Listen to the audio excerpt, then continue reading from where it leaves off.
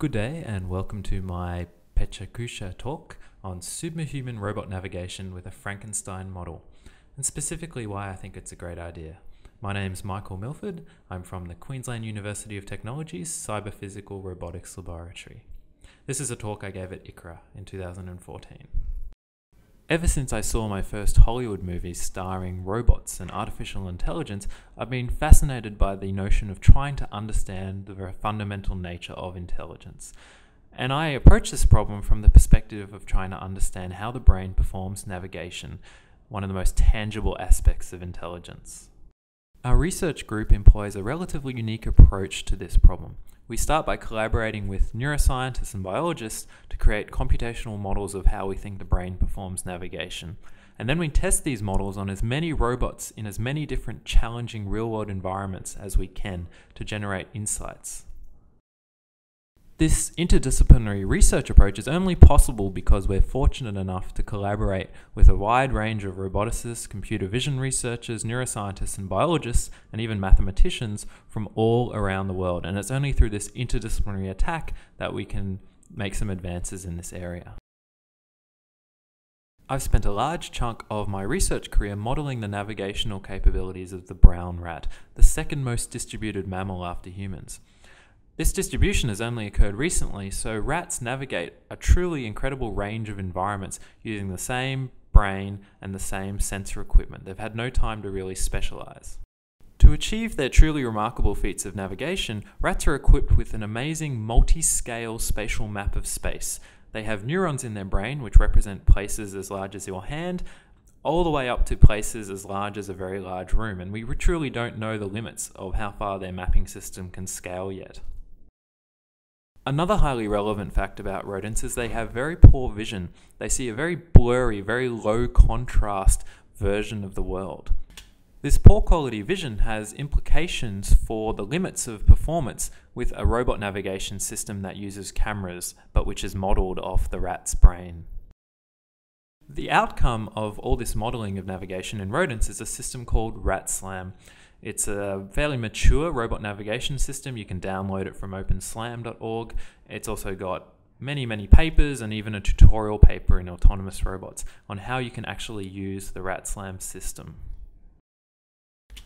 OpenRatSLAM has been demonstrated in a wide range of experimental contexts. One of the most famous is where we mapped an entire suburb using just the visual input from a web camera mounted on top of a car, using very simple visual processing techniques which would be considered very crude within a computer vision community.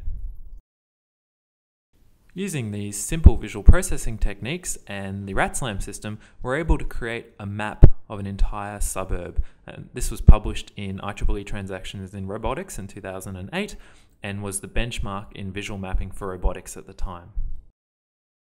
Now, this experiment and other experiments published in the International Journal of Robotics Research represented about the upper limit on what you could do with these very simple visual processing techniques. So after more than 10 years of constructive criticism and harassment by both colleagues and reviewers, we decided to look into using all those extra pixels which we'd been missing out on in our navigation systems. We faced a challenge because rats have poor quality vision, so we couldn't model their visual systems any further. So we looked around at other animal models that we could use and came across humans and primates, which have both amazingly high-resolution vision, but also incredible visual recognition skills. And this was a good fit for our new front end of our navigation system. Specifically, we attempted to model recent results that show that the primate visual processing system becomes increasingly selective, but also increasingly tolerant when doing visual recognition as you travel downstream through the visual processing pathway. So what we did is we attempted to replicate this variable selectivity and variable tolerance in a place recognition rather than object recognition scheme. So we created a system which was now using approximately 40,000 pixels instead of the original 100 to 1,000 pixels in the earlier versions of OpenRatSLAM. Using this new place recognition system, we're able to successfully match the places shown in the top two rows of this diagram, which are the same place viewed under very different conditions, while also successfully not matching the images in the bottom two rows, which are actually different places that just happen to look very similar. people started to comment that they were struggling to tell the difference between the images. So in collaboration with cognitive scientists at the University of Queensland, we designed a testing paradigm to run trials on human participants. And both informally at conferences and workshops, as well as formally in a proper testing environment, we've tested the algorithm versus human performance.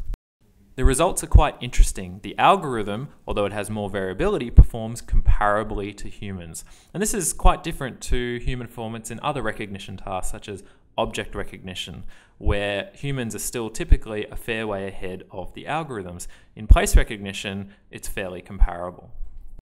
So at the end of this process, we have a rodent navigation model which works very well up to a certain extent, but is fundamentally limited by its vision processing system. We also have a primate-inspired visual processing system which has amazing recognition capabilities, but we don't really understand much about the spatial mapping system in the human brain, especially not with respect to rodents. So there can be only one logical conclusion from this, and this is to combine the two models in one Frankenstein unified model of rodent spatial memory and visual recognition in primates and humans. And that's what we're proposing and carrying out right now. And we think that given the individual performance of these systems, which already match human performance and the state of the art in robotics, that there's a potential for truly superhuman place recognition performance. We face many challenges, and we always welcome future partners in crime and collaboration. Thank you very much.